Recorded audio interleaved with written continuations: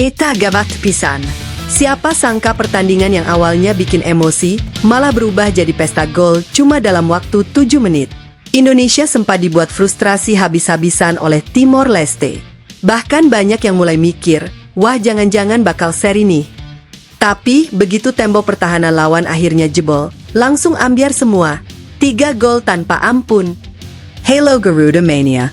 Selamat dulu buat timnas Indonesia yang kembali mengamankan 3 poin penting setelah menumbangkan Timor Leste dengan skor telak 3-0. Tapi kalau cuma lihat hasil akhirnya aja, kalian bakal salah besar. Karena cerita di balik kemenangan ini jauh lebih seru daripada skor yang terlihat di papan. Sejak peluit pertama dibunyikan, Indonesia sebenarnya tampil cukup percaya diri. Apalagi sebelumnya sukses mengalahkan Kamboja. Ditambah lagi Timor Leste juga bukan benar-benar bermain di kandang sendiri karena harus menggunakan stadion di Thailand. Secara hitung-hitungan, harusnya laga ini lebih mudah.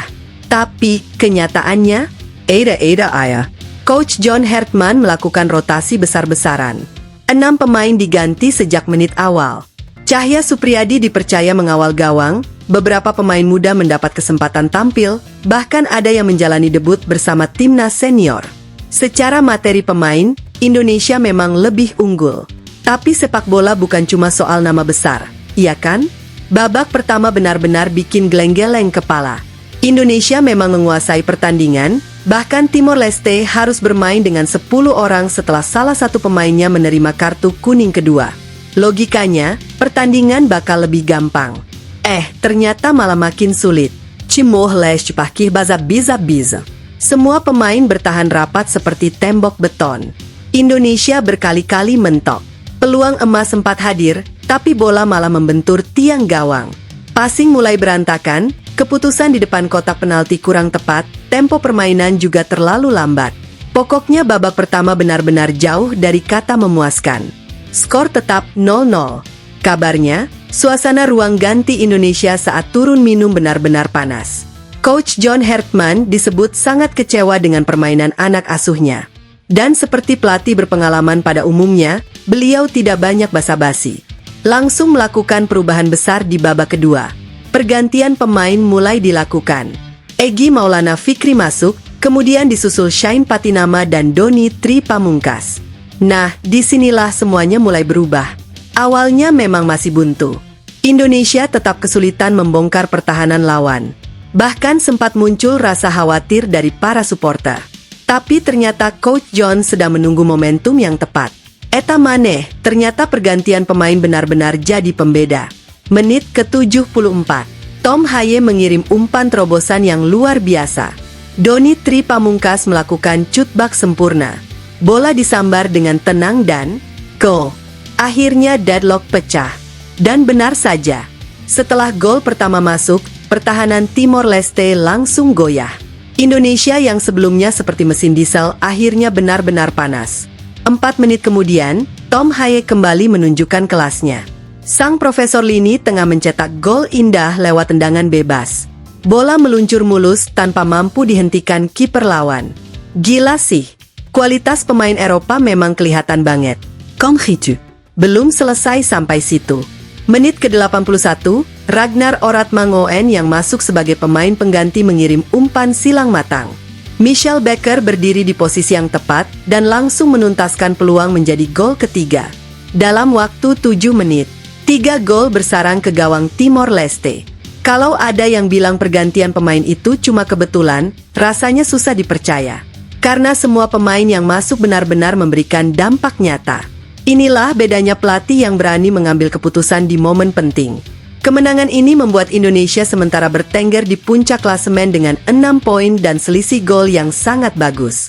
Modal yang luar biasa menjelang duel panas melawan Vietnam. Tapi jangan salah, Coach John Hertman sendiri mengaku masih belum puas. Babak pertama menjadi bahan evaluasi besar. Indonesia beberapa kali masih lengah saat menghadapi serangan balik.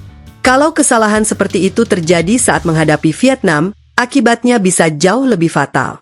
Kewapison. Satu nama yang kembali mencuri perhatian tentu saja Tom Haye. Main penuh selama 90 menit, mengatur ritme permainan, memberi assist, mencetak gol, dan menjadi motor utama lini tengah Indonesia. Sampai sekarang memang belum ada pemain lain yang benar-benar punya karakter deep-link playmaker seperti dirinya. Itulah kenapa kehadiran Tom Haye sangat penting untuk timnas. Selain itu, Michelle Becker juga kembali menunjukkan naluri predatornya. Sepanjang pertandingan memang tidak terlalu sering terlihat karena dijaga ketat.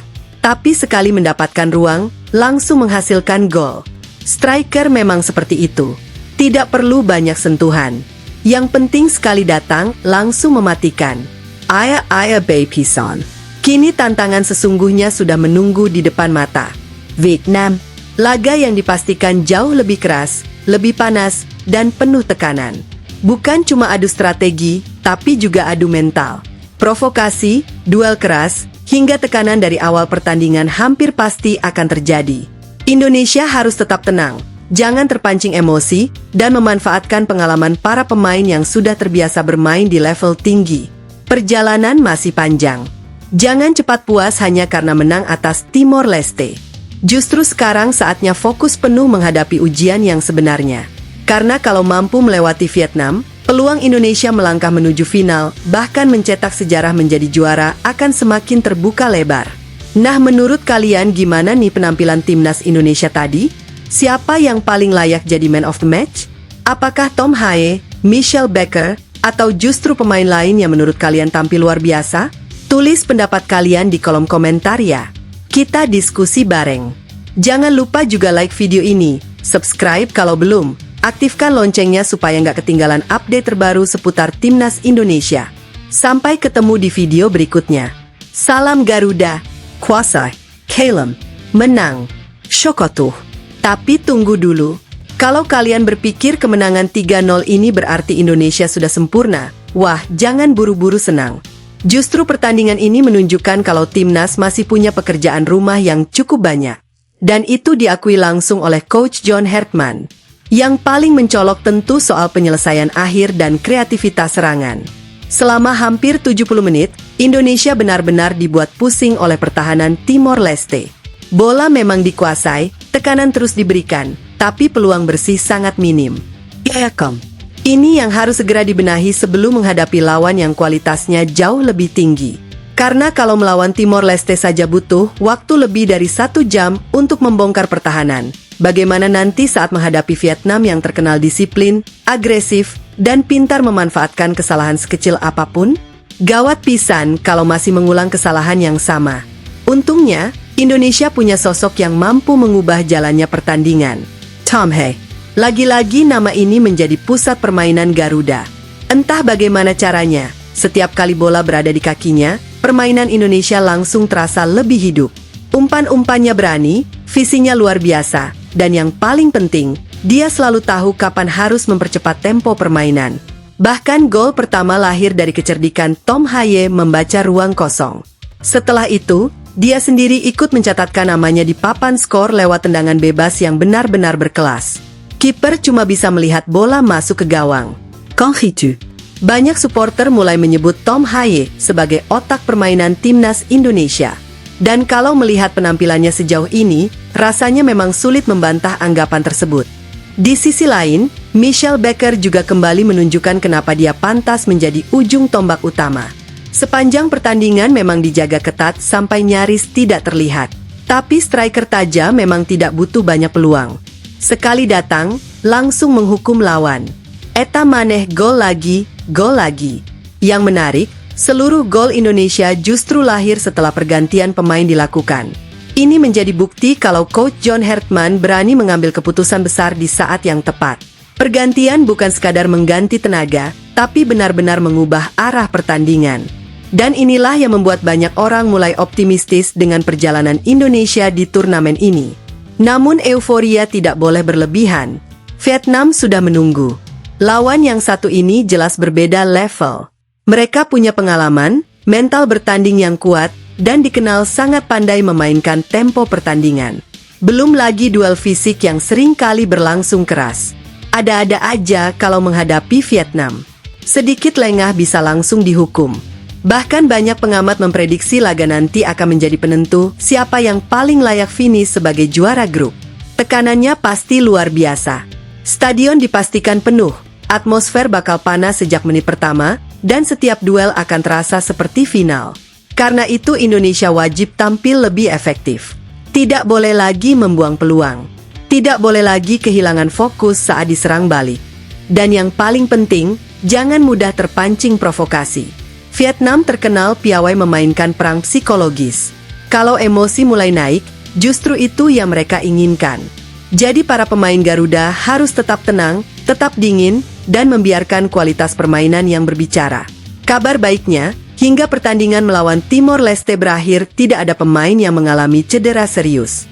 Ini tentu menjadi modal yang sangat penting, karena waktu pemulihan menuju laga berikutnya sangat singkat. Sekarang semua mata tertuju ke pertandingan melawan Vietnam. Apakah Indonesia mampu kembali tampil meyakinkan? Apakah Tom Haye akan kembali menjadi pembeda? Atau justru akan muncul pahlawan baru yang tidak terduga? Semuanya masih menjadi tanda tanya besar. Yang jelas, satu kemenangan belum menjamin apapun. Perjalanan masih panjang dan ujian sebenarnya baru akan dimulai. Jadi tetap dukung timnas Indonesia dengan cara positif. Beri semangat, jangan cepat menghujat ketika tim sedang kesulitan, karena proses membangun tim juara memang tidak pernah instan.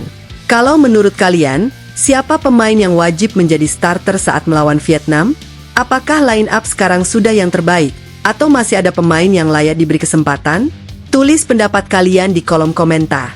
Siapa tahu komentar kalian kita bahas di video berikutnya. Jangan lupa tekan tombol like, subscribe, aktifkan lonceng notifikasi, dan bagikan video ini ke teman-teman Garuda Mania lainnya. Karena di channel ini, kita bakal terus mengawal perjuangan timnas Indonesia sampai akhir turnamen. Saya pamit dulu. Tetap semangat, tetap rendah hati, jangan jumawa, dan percaya, Garuda masih bisa terbang lebih tinggi. Sok atuh, sampai jumpa di video berikutnya.